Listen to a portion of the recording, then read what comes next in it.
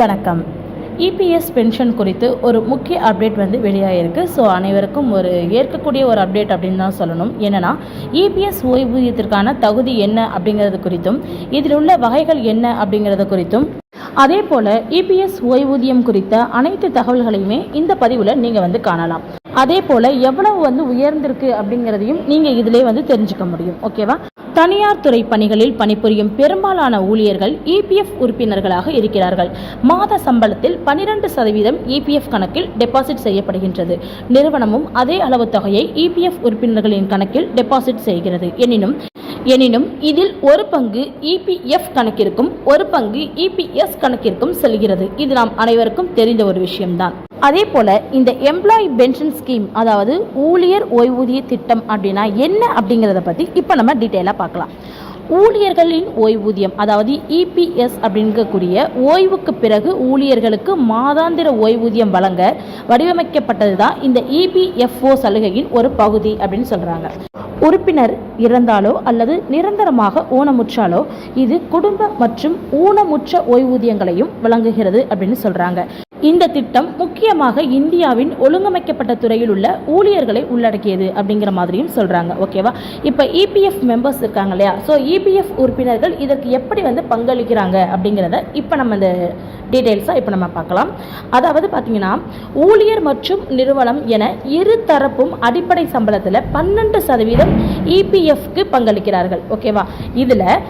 இதில் முதலாளியுடைய பங்குல 8.33%, அதாவது ரூபாய் 1250 வரை இபிஎஸ்க்கு செல்கிறது அப்படின்னு சொல்றாங்க.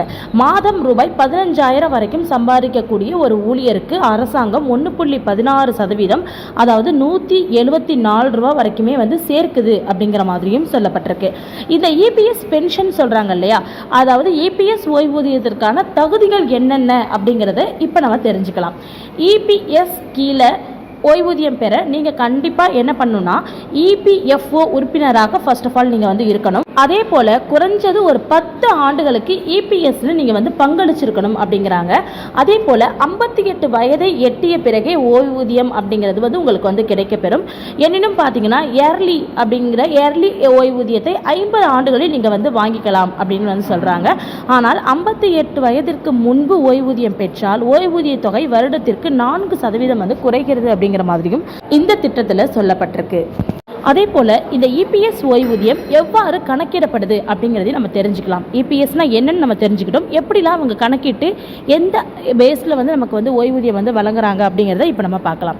இபிஎஸ் ஓய்வூதியத்திற்கான சூத்திரம் அப்படின்னா என்னன்னு பார்த்தீங்கன்னா, உங்கள் ஓய்வூதியம் ஈக்குவல் டு சராசரி சம்பளம், அதாவது சராசரியாக ஒருத்தவங்களுக்கு நிர்ணயிக்கப்பட்ட சம்பளம் இன்ட்டு ஓய்வூதியம் பெறக்கூடிய சேவை.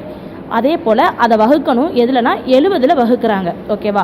நீங்கள் இந்த பேஸில் போட்டிங்கன்னா உங்களுடைய ஓய்வூதியம் கணக்கு உங்களுக்கு கிடைச்சிடும். அதே போல் சராசரி சம்பளம் அப்படிங்கிறது எப்படி நீங்கள் தெரிஞ்சுக்கணும்னா, கடந்த 60 மாதங்களில் உங்களுடைய அடிப்படை ஊதியம் என்ன அப்படிங்கிறதோட ப்ளஸ் உங்களுடைய டிஏ இருக்கு இல்லையா, அதிகபட்சமாக 15,000 வரைக்கும் டிஏ சொல்லியிருக்காங்க.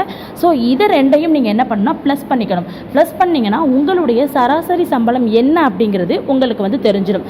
நீங்கள் சராசரி சம்பளத்தை தெரிஞ்சதுக்கு அப்புறம் தான் இந்த ஓய்வூதிய ஃபார்முலாவை நீங்கள் அப்ளை பண்ணி பார்க்க முடியும்.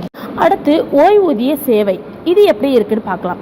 இபிஎஸ்ஸின் கீழ் புரிந்த மொத்த ஆண்டுகள், அதாவது அதிகபட்சம் 35 ஆண்டுகள் சொல்றாங்க. உங்கள் சேவை 20 ஆண்டுகளுக்கு மேல் இருந்தால் உங்கள் சேவையில் கூடுதலாக 2 ஆண்டுகள் சேர்க்கப்படும் அப்படின்னு சொல்றாங்க. அதாவது இவங்க என்ன சொல்றாங்க, அதிகபட்சமா 35 வருஷம் அப்படி இல்லைன்னா உங்களுடைய சேவை 20 வருஷத்துக்கு இருந்துச்சு அப்படின்னா அந்த 20 + 2 அப்படிங்கிற மாதிரி 22 வருஷமா உங்களுடைய சேவையை அவங்க இன்க்ரீஸ் பண்ணிக்கிறாங்க. அடுத்து பார்த்தீங்கன்னா மினிமம் மந்த்லி பென்ஷன். உங்களுடைய மினிமம் மந்த்லி பென்ஷன் அப்படிங்கிறது என்னன்னு பார்த்தீங்கன்னா, குறைஞ்சபட்ச மற்றும் அதிகபட்ச ஓய்வூதிய வரம்புகள் என்ன, அதாவது உங்களுடைய மந்த்லி பென்ஷன்ல குறைஞ்சபட்சம் அல்லது அதிகபட்சமான வரம்புகள் என்ன அப்படிங்கிறத இப்போ நம்ம பார்க்கலாம். இப்போ குறைஞ்சபட்ச மாத ஊதியம் அப்படின்னு நம்ம எடுத்துக்கிட்டோம்னா மாசத்துக்கு 1000 ரூபாய். ஓகேவா? மாசத்துக்கு 1000 ரூபாய்ங்கிறத குறைஞ்சபட்ச மாத ஊதியம். போல அதிகபட்ச ஓய்வூதியம் அப்படின்னு எடுத்துக்கிட்டோம்னா ரூபாய் 15,000 × 35 வகுத்தல் 70 ஈக்குவல் டு மொத்தம் 7500 ரூபாய். ஓகேவா? இப்போ அவங்க அனௌன்ஸ் பண்ணியிருக்கிறதுனால கொஞ்சம் நமக்கு இன்க்ரீசஸ் ஆகிருக்கு. 15,000 × 35 வகுத்தல் 70 இதுதான் வந்து நமக்கு என்னென்னா அதிகபட்ச ஓய்வூதியம். இல்லை குறைஞ்சபட்ச ஓய்வூதியம் அப்படிங்கிறது 1000 வந்து சொல்லியிருக்காங்க. அதே போல் அதிகபட்சமாக உங்களுக்கு வழங்கக்கூடிய ஓய்வூதியம் வந்து 7500 ரூபாய் வந்து சொல்லியிருக்கிறாங்க. அடுத்து இபிஎஸ்ஸின் கீழ் வழங்கப்படும் ஓய்வூதிய வகைகள் என்னென்ன இருக்குது அப்படிங்கிறத குறித்து இப்போ நம்ம பார்க்கலாம். ஓகேவா? இந்த இபிஎஸ்க்கு கீழே ஓய்வூதியம் வழங்குறாங்க இல்லையா, அதில் என்ன டைப்ஸ் ஆஃப் ஓய்வூதியங்கள் இருக்குது அப்படின்னு தான் இப்போ நம்ம பார்க்க போகிறோம். இபிஎஸ் வெவ்வேறு சூழ்நிலைகளை உள்ளடக்கியது அப்படின்னு சொல்லியிருக்கிறாங்க. பணி ஓய்வு ஓய்வூதியம், அதாவது பணி ஓய்வு பெற்ற பின் உங்களுக்கு வழங்கக்கூடிய ஒரு ஓய்வூதியம். இந்த ஓய்வூதியம் பார்த்தீங்கன்னா உங்களுக்கு 58 வயசு நிறைவடைந்ததுக்கு அப்புறமா இந்த ஓய்வூதியமானது உங்களுக்கு வழங்கப்படும். நெக்ஸ்ட்டு ஆரம்ப கால ஓய்வூதியம், அதாவது 50 வயதிலிருந்து குறைக்கப்பட்ட விகிதம் இப்போ குறைச்சிருக்காங்க இல்லையா, அது சொல்கிறாங்க. ஸோ 50 வயதிலிருந்து உங்களுக்கு வழங்கக்கூடிய ஒரு ஓய்வூதியம் ஆரம்ப கால ஓய்வூதியம் அப்படின்னு சொல்கிறாங்க. நெக்ஸ்ட்டு ஊனமுற்றோர் ஓய்வூதியம், அதாவது நிரந்தரமாக ஒரு ஊனமுற்று இருக்காங்க ஒரு பர்சன் அப்படின்னா அவங்களுக்கு நிரந்தரமான ஓய்வூதியமானது வழங்கப்பட்டு வருது. நெக்ஸ்ட்டு குடும்ப ஓய்வூதியம், அதாவது உறுப்பினரின் மரணத்திற்கு பிறகு மனைவி அல்லது அவர்களை சார்ந்தவர்களுக்கு வழங்கக்கூடிய ஓய்வூதியம் தான் இந்த குடும்ப ஓய்வூதியம் அப்படின்னு சொல்கிறாங்க. ஸோ இந்த இபிஎஸ்ஸை பொறுத்த வரைக்கும் பார்த்தீங்கன்னா கிட்டத்தட்ட 4 டைப் ஆஃப்ஸில் ஓய்வூதியங்கள் வந்து வழங்கப்படுது. ஒன்று வந்து பணி ஓய்வு பெற்ற பின், அதுக்கு முன்னால் ஆரம்ப காலத்தில் 50 வயசுலேயே நம்ம ஸ்டார்ட் பண்ணிக்கிறது. நெக்ஸ்ட்டு ஊனமுற்றிருக்காங்க அப்படின்னா அவங்களுக்கு வழங்கக்கூடிய ஒரு ஓய்வூதியம். பின்னர் வந்து மரணம் அடைஞ்சிட்டாங்க அப்படின்னா அவங்களுக்கு பிறகு அவங்களுடைய மனைவிக்கோ அல்லது தாய்க்கோ அல்லது அவங்க சார்ந்தவர்களுக்கோ வழங்கக்கூடிய ஒரு ஓய்வூதியம். இதுதான் இதில் இருக்கக்கூடிய முழு டீடைல்ஸ். நன்றி.